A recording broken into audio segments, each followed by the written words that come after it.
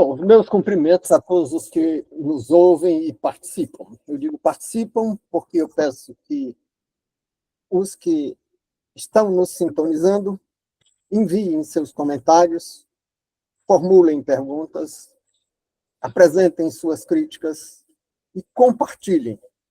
Compartilhem e deem o like, porque isso faz com que a plataforma exiba mais as nossas gravações. Então, iniciamos o estudo de hoje. Hoje nos debruçamos sobre alguns embates doutrinários que acompanharam o cristianismo desde os primeiros tempos. Desde quando o cristianismo não era uma igreja. Porque não havia nenhuma igreja cristã nos primeiros tempos do cristianismo. Havia cristianismo, mas não havia igreja.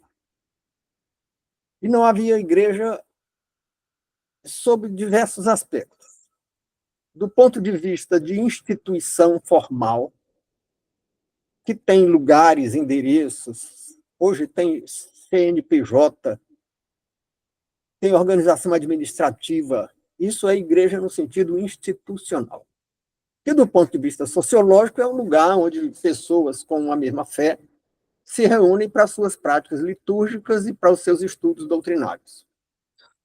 Então, haviam essas reuniões, mas não uma igreja institucional, porque não tinha uma organização administrativa, não tinha uma liderança formal, embora houvesse uma liderança de fato, mas não uma liderança formal com títulos de cargos, com mecanismos de acesso e promoção, mecanismos formais.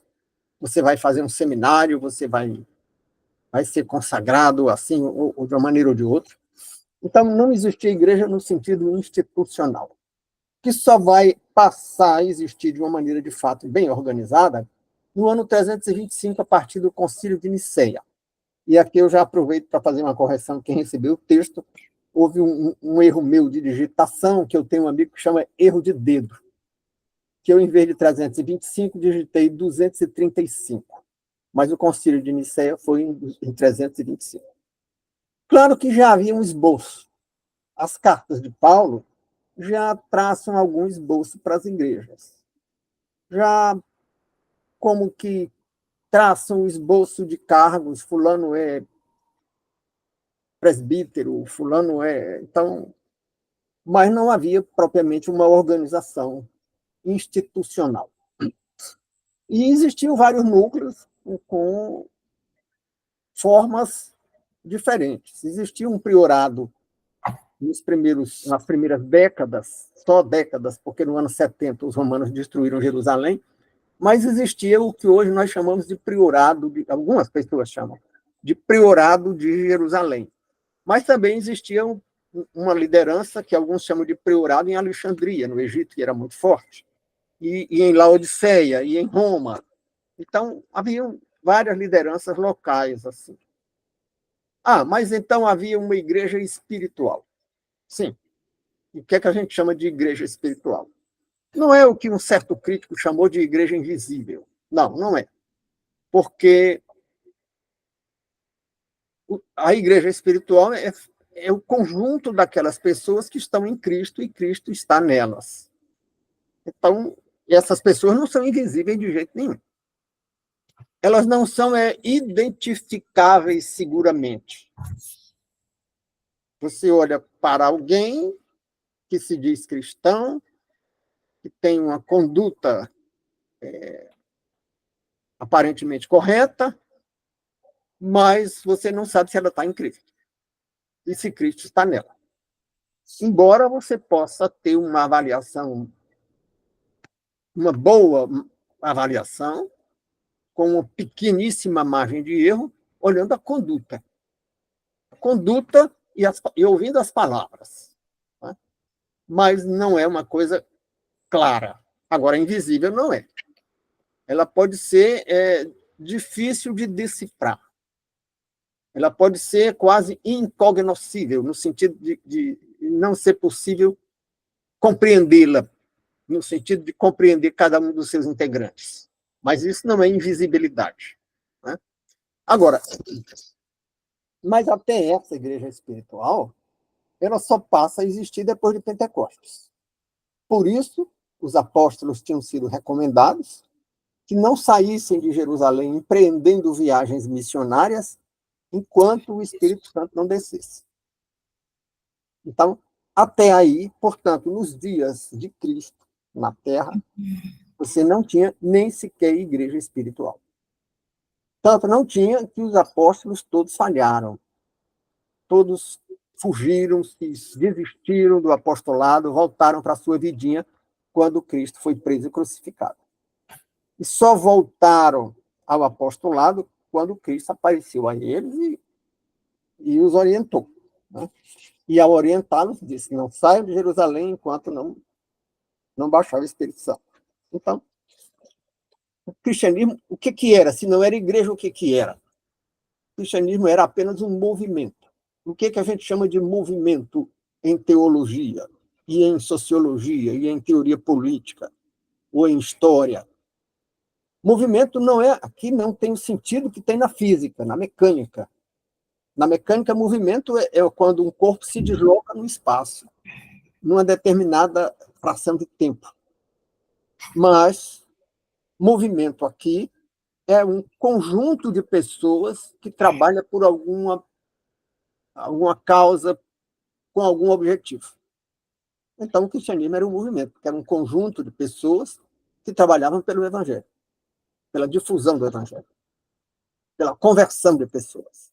Então, isso é um movimento. Mas, e por que não era igreja? Até o Pentecostes não era igreja espiritual, que o Espírito Santo não tinha descido.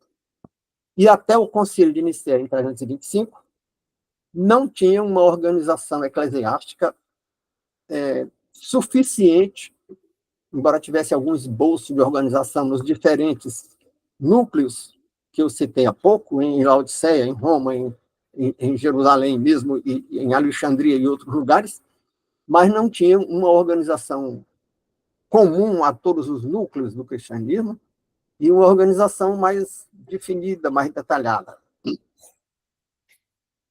E começa a se organizar no ano 325 e se organizou mal. Mal do ponto de vista espiritual, mas muito bem do ponto de vista administrativo e do ponto de vista do exercício do poder pelas lideranças. Né? Tanto que se tornou uma organização muito poderosa, principalmente graças a alguns erros cometidos, como a aliança com o Império Romano, com o imperador Constantino e outras coisas. Mas é um modelo, inclusive, de administração seguido por outros grupos com outros propósitos. Né? Bem, então tivemos aqui um esboço de alguns conceitos, porque se a gente quer fazer um estudo em que a gente se esforça para ir além da opinião, porque uma coisa são as nossas opiniões. Opinião todo mundo tem, e tem o direito de ter, e não apenas de ter, mas de proclamar e de viver de acordo com as suas opiniões. O que eu vou dizer aqui não é nenhuma restrição, não é nenhuma crítica à opinião de ninguém.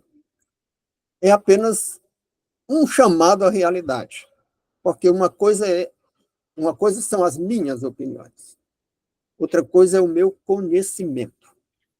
Todo o desenvolvimento, primeiro da filosofia e depois da ciência, começa numa cidade grega, uma cidade chamada Mileto, onde um cara chamado Tales, que lá no ensino fundamental os meninos ouvem falar com o nome de Tales de Mileto, um cara que formou um grupo cujo propósito básico, o propósito principal, eles tinham outros propósitos secundários, mas o propósito principal era superar as próprias opiniões em busca do conhecimento.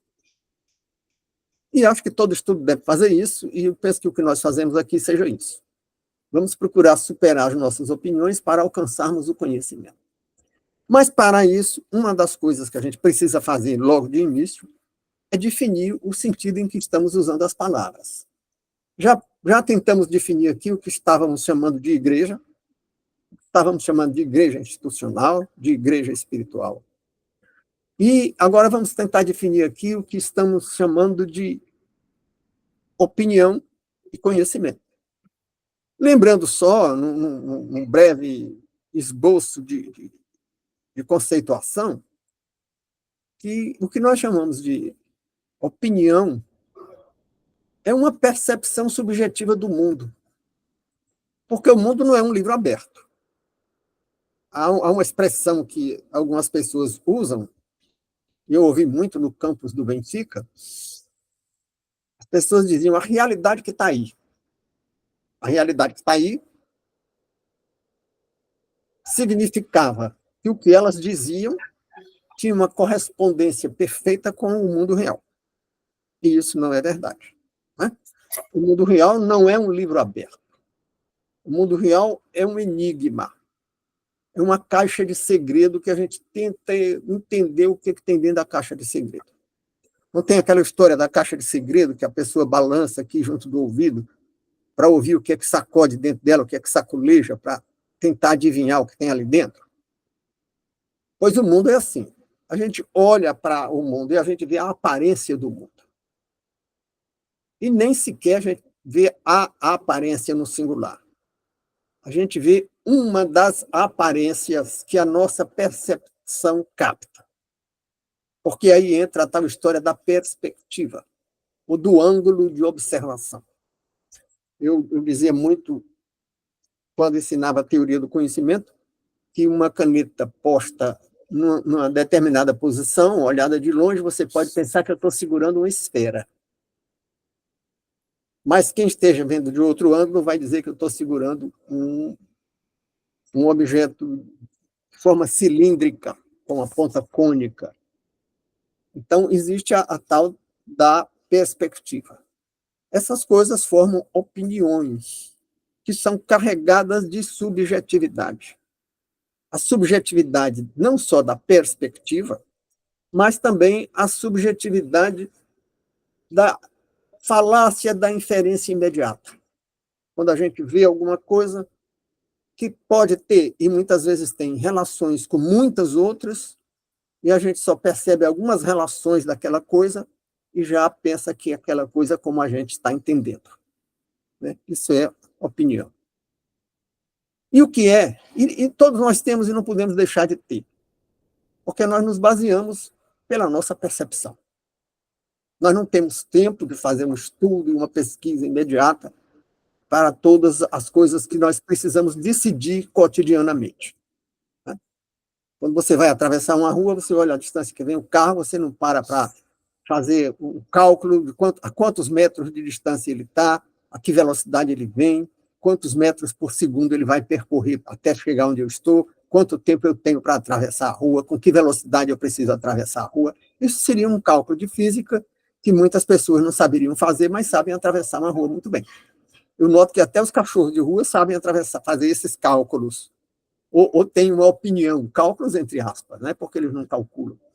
Eles até têm opiniões abalizadas sobre o tempo que eles vão ter para atravessar a rua. Eu já vi até cachorro parar esperando o sinal fechar para ele atravessar a rua. Cachorro criado na rua. Cachorro doméstico, se soltar, ele morre atropelado. Né? Bom, então, como em determinados campos do conhecimento ou da opinião, nós somos como os cachorros criados em casa que não sabem atravessar a rua, então a gente precisa se esforçar para superar a opinião e alcançar o conhecimento. E como é que a gente faz isso? A gente faz isso exercendo uma coisa que, em teoria do conhecimento, a gente chama de vigilância epistemológica. E determinados grupos, determinadas correntes de pensamento preferem chamar de vigilância crítica, né? ou senso crítico, o exercício do senso crítico. Então, por isso, nós começamos aqui definindo o sentido das palavras em que estávamos usando, porque quando a gente define o sentido das palavras, a gente evita aquela mutabilidade do discurso que pode dizer que uma roda é quadrada porque ora usa a palavra num sentido, ora usa a palavra no outro sentido. Então, para a gente evitar essa ambiguidade de um tipo de dialética, da dialética do Hegel, que um pensador italiano que morreu há não muito tempo, o Lúcio Coletti chamava essa dialética de senhora de costumes cognoscitivos fáceis. Traduzindo isso numa linguagem de gente, ele chamava de senhora de costumes cognoscitivos fáceis, quer dizer, costumes de elaboração do conhecimento, cognoscitivos. Fáceis. Fáceis por quê? Porque é uma doutrina do conhecimento que diz que a tese tem uma antítese e as duas se fundem numa síntese. E que tem um princípio da mutabilidade, que agora é uma coisa, daqui a pouco é outra. Então, você pode usar a definição do quadrado para se referir a um círculo, a uma circunferência. Em um determinado momento, você pode dizer, como eu aprendi lá na primeira série ginasial, que uma circunferência era uma linha plana, curva, fechada, que tem todos os pontos equidistantes de um ponto chamado centro. Mas, daqui a pouco, a antítese disso é uma linha que tem 4 ângulos internos de 90 graus, formando lados iguais, e você vai chamar isso que, na geometria, a gente aprende que é um quadrado, você vai dizer que pode ser uma circunferência também. Então, é muito fácil esse tipo de conhecimento, né? Portanto, é uma senhora de costumes cognoscitivos fáceis, essa tal de dialética. Mas não é qualquer dialética, não é a dialética lá do Platão e tal, é a dialética do Hegel, que foi adotada por críticos do Hegel, por uma grande, poderosa demais, de críticos do Hegel, né? Que apenas viraram o Hegel de cabeça para baixo. Né? Pegaram o romantismo, o idealismo dele e viraram de cabeça para baixo num materialismo que tem o mesmo conteúdo dele. Bom, mas vamos para o que seria o sentido bíblico de uma reunião espiritual, né? Aqueles que formam a igreja espiritual dos que estão em Cristo. Né? É o sentido bíblico da igreja espiritual que mencionamos há pouco, que significa dizer que essa igreja espiritual não está reunida em bloco, nem numa edificação, igreja no sentido de edificação, aquele prédio que tem uma arquitetura típica, nem tampouco dispersa nas unidades de uma determinada denominação. Porque é possível que pessoas que estão em Cristo se encontrem em diferentes denominações. Como é possível que pessoas que estão nas diversas denominações não estejam em Cristo. Então, não há essa coincidência. Né?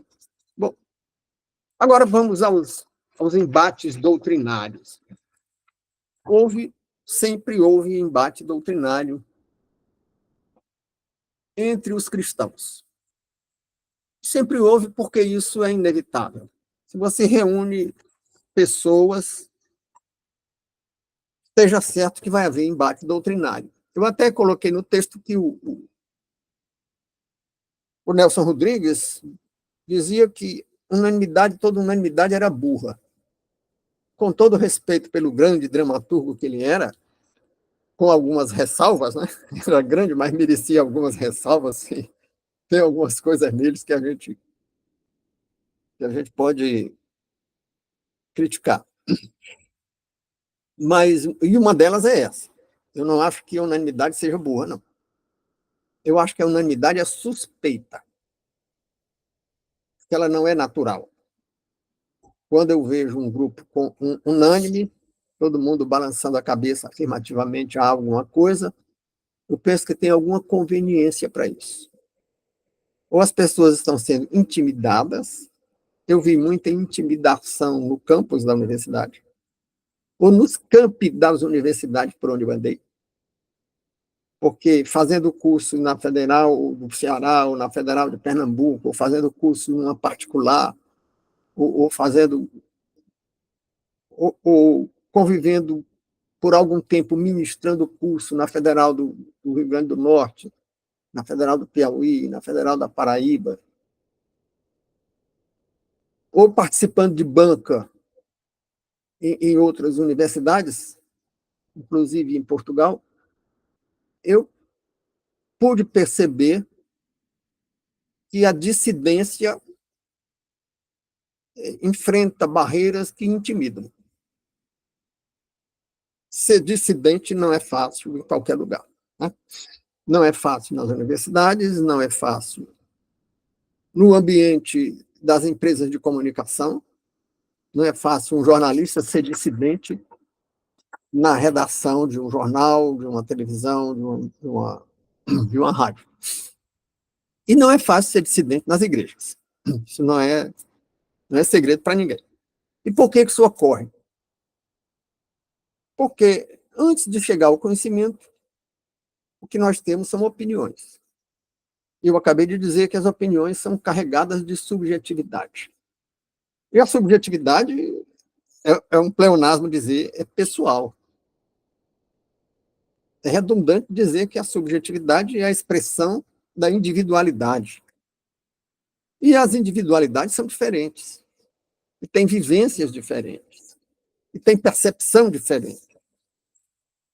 E produzem opiniões diferentes. E têm criatividades diferentes, porque, inclusive, entra a criatividade na percepção. A gente percebe alguma coisa, a gente balança a caixa de segredo, porque eu acabei de dizer, o mundo não é um livro aberto, a realidade que nos circunda não é um livro aberto, a gente balança a caixa de segredo e tenta adivinhar o que tem dentro. E exercita a criatividade para imaginar o que tem dentro. Então, quando alguém sorri para a gente, para usar o exemplo da coisa mais simples que me ocorre no momento, a gente imagina o significado desse sorriso. Eu posso pensar que um sorriso é aprovação, e, na verdade, ser um sorriso sarcástico, ou zombeteiro, e eu posso não perceber as nuances entre essas diferenças, né? Porque a percepção é parte fundamental da opinião. Então, nós começamos da opinião e algumas pessoas tentam evoluir para o conhecimento, exercendo a vigilância epistemológica, ou o senso crítico. E a maneira como nós procedemos nessa tentativa de evoluir da opinião para o conhecimento não tem uma receita única. Não tem uma única maneira de fundamentar o conhecimento. E mesmo que nós seguíssemos um único método, ainda aplicaríamos esse método de maneira diferente. E isso resulta em divergências quanto ao conhecimento. Até porque entram interesses, entram paixões. Há um certo pensador que dominou meio mundo, ou como diziam os jovens no meu tempo de juventude, meio mundo e uma banda da lua. E esse grande pensador, grande avaliado pelo poder de exercer influência no mundo, não pelo o mérito das ideias. Mas esse grande pensador, ele imaginava que o interesse, sobretudo o interesse material, é que dirigia as nossas mentes.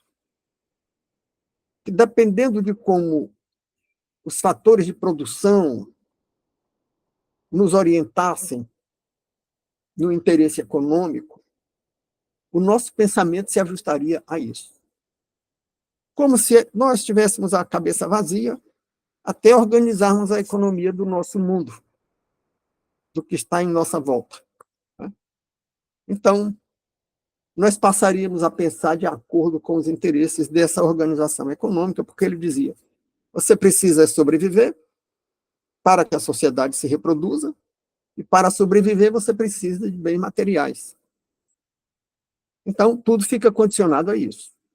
Mas a história mostra que, muitas vezes, nós vamos numa direção contrária aos nossos interesses. A maioria das guerras é assim.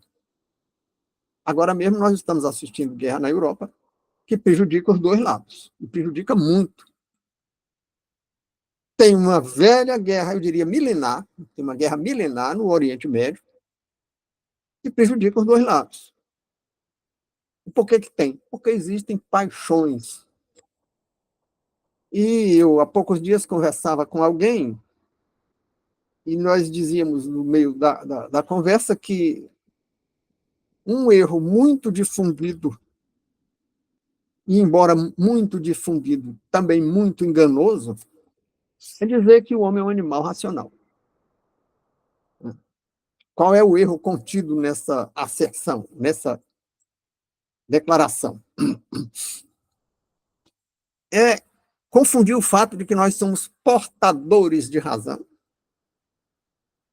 Nós somos detentores de uma capacidade de raciocínio tão grande que construímos uma civilização muito complexa, construímos uma ciência admirável, construímos uma tecnologia deslumbrante, porque temos racionalidade. Outra coisa é dizer que somos racionais. Porque você tem um carro, mas você não é um automóvel. Você tem dinheiro, mas você não é um valor financeiro, econômico. Então você tem razão, mas você não é racional. Você é emocional, porque você não é dirigido predominantemente pela razão. Então, tem esses erros e isso leva às divergências. E se tiver divergência numa igreja, dê graças a Deus. Porque se há divergência, é porque não há intimidação, não há temor de expressar o pensamento. Mas a divergência está dividindo a igreja. Aí lamente. Aí ore. Porque a divergência não deveria dividir. Mas acontece frequentemente. Sim, acontece. Acontece porque nós somos imperfeitos. Mas a divergência, olha, aí pelo século quarto, quinto ou sexto, a memória me falha. Na Grécia, os gregos resolveram substituir o uso da força para superar as divergências internas, na administração dos negócios da cidade, que eles chamavam polis, e administrar os negócios da polis era política. Então, eles resolveram substituir o uso da força pelo uso da razão. E como é que eles tentavam superar as divergências pelo uso da razão? Debatendo, argumentando. Mas você, por mais que debata, você nunca chega à unanimidade. É verdade. Aí, quando você esgota o debate, o que você faz? O que é que eles resolveram fazer? Votar. E o voto supera o divisionismo. Porque onde se formasse a maioria, prevaleceria a decisão e a minoria acataria a decisão da maioria. E não haveria divisão. E isso funciona, pelo menos por algum tempo. O Aristóteles dizia que a democracia, como todas as formas, tende a uma decadência ao longo do tempo. Mas, pelo menos por algum tempo, isso funciona. Na polis, nos negócios da política. Mas em unidades menores, como as famílias, as igrejas, eu digo unidades menores, me referindo às igrejas, porque eu não estou pensando numa grande igreja centralizada. Estou pensando numa igreja dividida em unidades autônomas. E essas unidades autônomas tendem a ser pequenas. E deveriam ser pequenas. A tradição das igrejas que tentam viver conforme o cristianismo revelado, eu chamo de cristianismo revelado, o cristianismo bíblico, alguns chamam de cristianismo original, ela se congrega em pequenas unidades. Porque ela segue mais ou menos o modelo da sinagoga. A sinagoga, se a memória não me falha, a sinagoga surgiu no período de exílio. de Israel. E no exílio eles se reuniam primeiro nas casas uns dos outros para estudar as Escrituras, para se preservar como nação, no sentido de ter uma identidade cultural, e para preservar a crença no Deus de Abraão, Isaac e Jacó. E ali se faziam estudos, e ali se louvava. Mais tarde, ou logo depois, eles passaram a reservar uma casa só para isso. Porque na residência das pessoas não cabia muita gente. Então, eles passaram a usar o que seria uma edificação mais ou menos do tamanho de uma residência familiar, para fazer essa reunião. E ali se reuniam 50, 60 pessoas, 70, não mais do que isso. Alguns olhando lá de fora pela janela, podia ter 100, cento e poucas pessoas. E as igrejas que procuram ser bíblicas, elas até mais ou menos a metade do século XX, até a infância dos que já têm idade para isso, para lembrar desse tempo, como eu, elas tinham esse tamanho. Uma igreja com 150 membros era considerada grande, ou pelo menos média. Se com 150 não era grande, com 200 era grande. Hoje a gente vê falar em... Eu me lembro que nós estávamos em Porto Alegre e não nos congregávamos, mas assistíamos pela televisão uma igreja que eu admirava muito as pregações, até que eu soube que a igreja tinha 3 mil membros. Quando eu soube que era uma igreja de 3 mil membros, eu perdi um pouco a admiração, não pela doutrina, que era muito boa, mas pela organização eclesiástica. Porque 3 mil membros não tem uma unidade, não tem uma integração, porque nós nos congregamos seja para chorar junto e rir junto, seja para nos exortarmos uns aos outros, para assistirmos uns aos outros, tanto a assistência do ponto de vista material como do ponto de vista espiritual.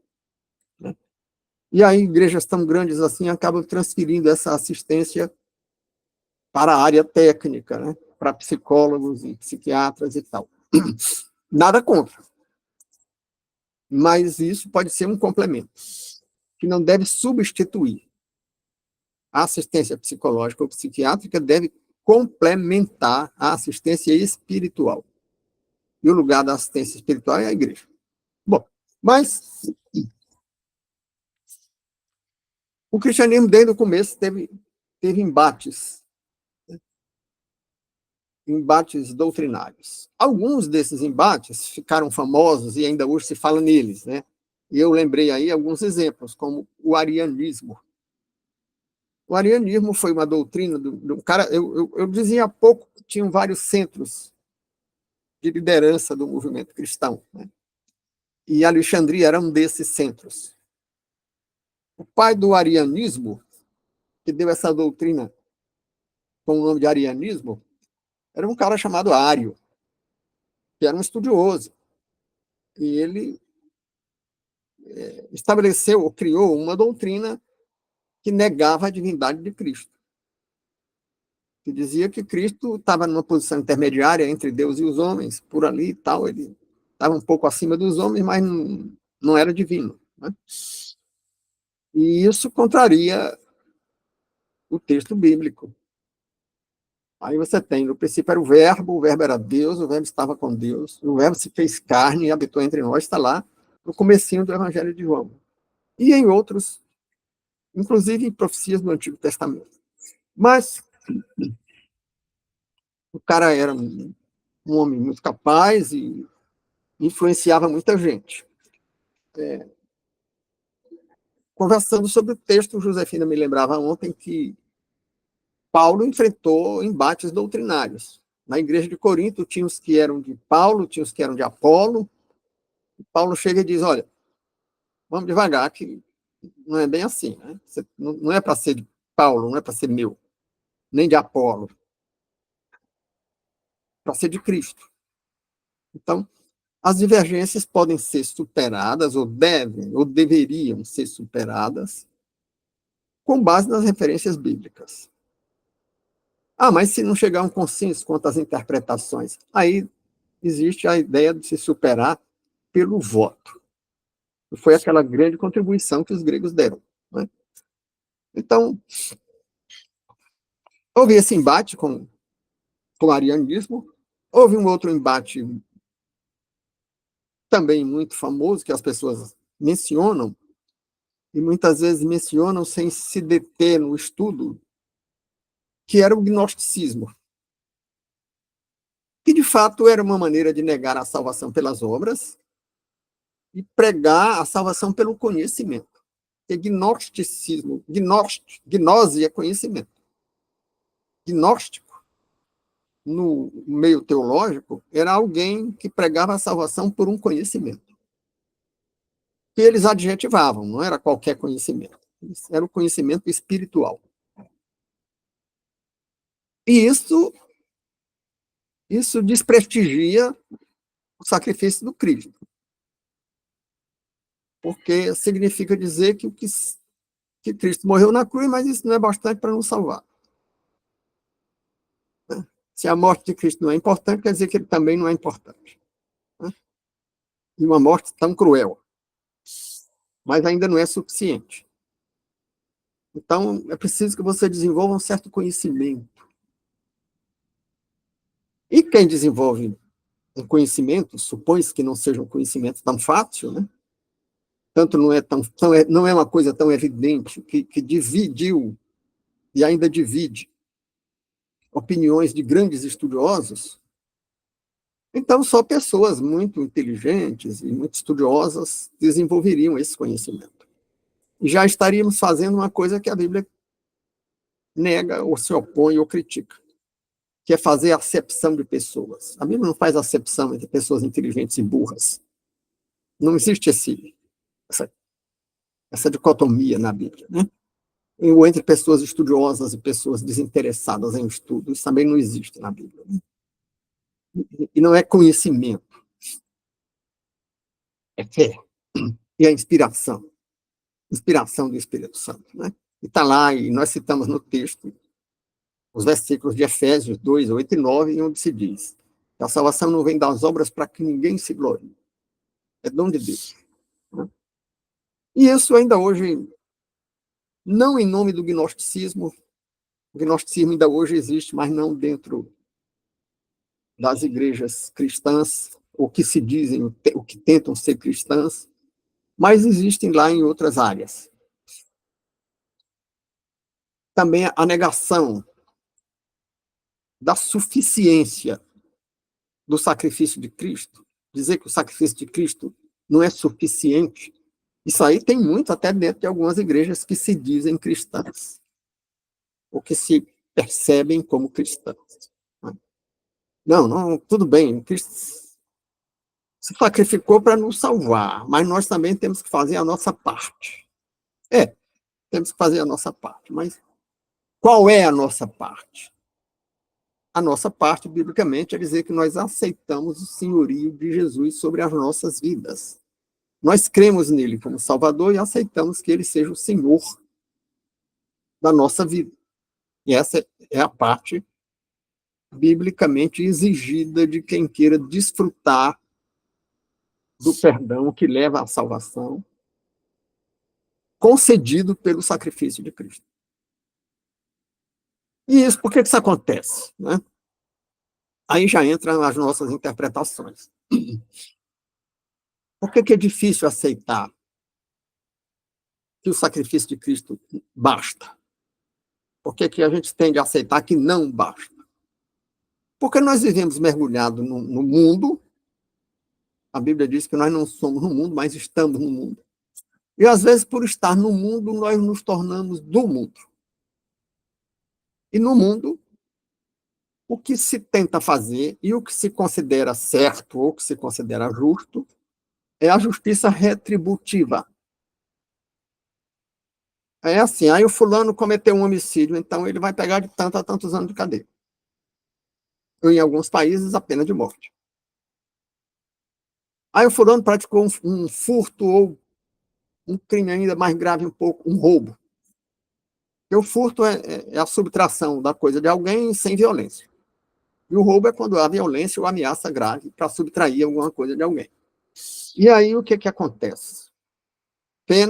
Essa pena pode ser proporcional ao tamanho da transgressão. Subtrair uma coisa de alguém sem violência é uma transgressão menor do que subtraí-la com violência. Então, a pena do furto é menor, a pena do roubo é maior. Ah, e se matar para roubar, aí a pena maior que tem. Né?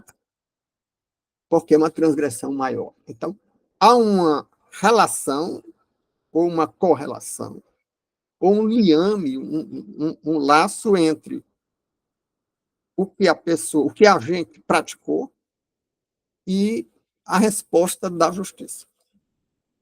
E isso se chama proporcionalidade das penas. E isso também há na Bíblia. Porque na Bíblia tem também justiça retributiva. E quando a Bíblia diz que o salário do pecado é a morte, ela está falando de uma justiça retributiva.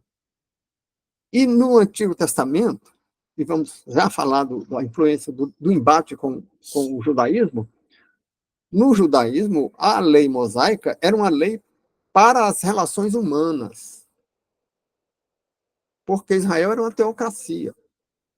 E o que a religião organizada do judaísmo dizia, valia para as relações entre Deus e os homens, chamadas relações verticais, e valia para as relações horizontais. Então, o código mosaico, o decálogo, se apresentava como uma orientação para a relação com Deus e, ao mesmo tempo, para as relações entre os homens. Então, a pena de morte para quem fizesse um homicídio era um mandamento divino e também era um direito penal da época, naquela sociedade. Então, a proporcionalidade das penas era observada. Inclusive, tem uma coisa que é muito mal compreendida, que é aquela história do olho por olho, dente por dente, que as pessoas, em geral, pensam que aquilo ali é uma coisa radical, é intolerância, é uma normatividade dura, violenta, e é o contrário. O olho por olho, dente por dente, introduz o princípio da justiça retributiva proporcional. Ou seja, vai ter uma retribuição, sim, mas a retribuição tem que estar no limite da proporcionalidade. Porque antigamente o sujeito olhou de cara feia para mim, eu já matava. No meio da época. Aí vem uma norma que diz, não, se ele olhou de cara feia para você, você pode até olhar de cara feia para ele. Ah, mas ele quebrou um dente meu. Ah, você pode até quebrar um dente dele. Se você tiver quebrado um dente dele, fica elas por elas. Ah, mas ele furou meu olho. Ah, se você não fizer mais do que furar o olho dele, fica elas por elas. Mas não é assim, porque quebrou meu dente, eu vou matá-lo. Ele diz, opa, não pode. É retributiva, mas extrapola a proporcionalidade. Bom, então, e a proporcionalidade ainda tem outro freio que a modernidade vai introduzir, é que, além da proporcionalidade, há o limite temporal. A legítima defesa não pode ser alegada depois do fato. Ela só vale se a agressão for atual, for presente. Tudo isso são limites da justiça retributiva. Mas escapa a visão de quem está imbuído desse aspecto que é das imperfeições humanas, porque o próprio Cristo vai dizer que a lei mosaica tem coisas das imperfeições humanas, tem uma tolerância às imperfeições humanas. Quando diz, aí você vai largar a mulher por causa do adultério, Jesus diz, Moisés disse isso por causa da dureza dos vossos corações. Isso é justiça retributiva. Aí o homem ia abandonar a mulher por causa de adultério. Ou a mulher podia, não sei se podia repudiar o marido, agora me ocorreu essa dúvida, por causa de adultério do marido. Né? Então era retributiva essa justiça. Mas Jesus vai dizer que, opa, a justiça divina não é retributiva, ou não é só retributiva. Porque ela é, sim, continua sendo retributiva para quem não está ao abrigo do sacrifício de Cristo que traz o perdão e a salvação. E quando é que ela não deve ser retributiva? Quando Jesus disse, isso por causa da dureza dos vossos corações. Quando ela se aplica a quem está ao abrigo do sacrifício de Cristo. Aí ela não é retributiva. Aí deve prevalecer a equidade. E o que é equidade? É uma concepção de justiça que aplica algo que ela julga que a pessoa precisa para alcançar um patamar de tolerância ou de aprovação. Né? Então, já estou recebendo um sinal aqui que estou falando demais, já está na época de... O homem podia ter mais de uma mulher. Então, inclusive eu falei há pouco, a mulher abandonar o homem por adultério, porque, e Josefina está me questionando aqui se, como havia poligamia, tem quem defenda essa tese que não havia adultério para o homem. Né? Mas uma coisa era ter muitas esposas e concubinas. Outra coisa seriam relações ocasionais. Né?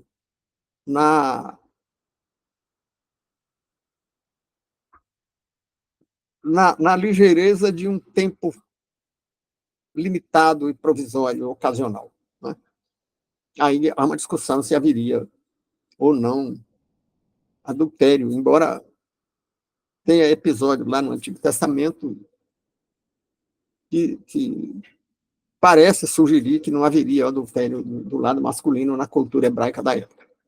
Mas não seria tema para outra discussão, não é isso que estamos tratando aqui. Bom, então, olho por olho, dente por dente, foi a medida para limitar as consequências das penas e introduzir, ou abrir a porta para mais tarde Jesus introduzir a equidade. E já existia no Antigo Testamento, né? Porque quando alguém sacrificava um cordeiro, já era o bastante para que os pecados todos fossem esquecidos. Mas então era uma retribuição porque sacrificou um cordeiro? Não. Não era uma retribuição pelo sacrifício do cordeiro. Era uma antecipação do sacrifício de Cristo, que substitui os nossos méritos, que compensa a nossa falta de mérito, que apaga as nossas transgressões. E aí vem uma outra discussão, e alguém reclamou para mim, reclamou não, tem uma contribuição que me ajuda me tornar mais claro aqui, dizendo que, mas o sacrifício de Cristo não é diz com outras palavras, o sacrifício de Cristo não é um salvo-conduto para a gente praticar toda sorte de transgressão. Sim, tem razão, não é. Né? E está muito claro lá na carta de Paulo aos Gálatas, Gálatas capítulo 6, versículo 7, diz, não erreis, Deus não se deixa escarnecer, tudo que o homem semear, isso também se fará. É a chamada lei da semeadura. Aí as pessoas dizem, olha, a justiça é retributiva. Não. Não é retributiva. Primeiro, o que é que tem aí? Tem uma advertência. Não brinque, tem até tradução que diz que com Deus não se brinca, em vez de usar a expressão clássica, Deus não se deixa escarnecer. Então, está dizendo que, olha, não é a equidade não é um salvo-conduto. Porque se você abusa da equidade, você está de má fé. Você não está aceitando o senhorio de Cristo. Na verdade, o que está sendo dito aí é o senhorio de Cristo te livra de todas as tuas culpas. Se você o aceita sinceramente. Porque se você está escarnecendo de Deus, você está brincando, você diz, o Cristo morreu por mim, agora eu vou cair na gandaia. Você não aceitou.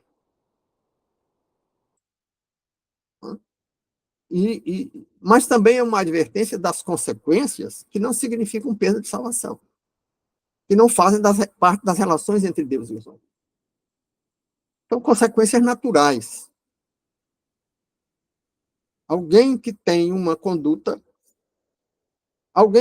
digamos, alguém que pratica crimes, roubos, assaltos, e um dia ele vai roubar alguém que se defende e leva um tiro. Semeou e colheu. Foi um castigo de Deus? Não. Semeou e colheu. E ainda que existam castigos, e existem, está lá, Davi foi castigado depois que errou gravemente quando mandou matar Urias, que era um servo fiel dele, para tomar a mulher do Urias. Teve consequências. Isso terminou tendo gravíssimas consequências na família dele. Porque Davi foi profeta, Davi foi guerreiro, Davi foi poeta, Davi foi músico, mas Davi foi um péssimo chefe de família. E, como todos os personagens bíblicos, nenhum é perfeito, só Cristo. E os erros de Davi, ele não perdeu a graça por isso. Tanto não perdeu que Salomão depois vai ser poupado e o neto dele, Roboão, vai ser poupado por amor de teu pai Davi. E a Bíblia chama avô e bisavô e tetravô de pai, em determinados momentos. No sentido pai, no sentido de ascendente. Então, se as pessoas foram poupadas por amor a Davi, você tem aí justiça como equidade. E como uma equidade que se projeta sobre a descendência. Mas foi um desastre a família de Davi. Foi. Teve irmão estuprando irmã, teve irmão matando irmã, teve filho tentando matá-lo, teve filho abusando das mulheres dele. Foi um desastre a família. Mas foi um desastre como consequência material, consequência humana, consequência, eu diria, entre aspas, natural, da conduta dele.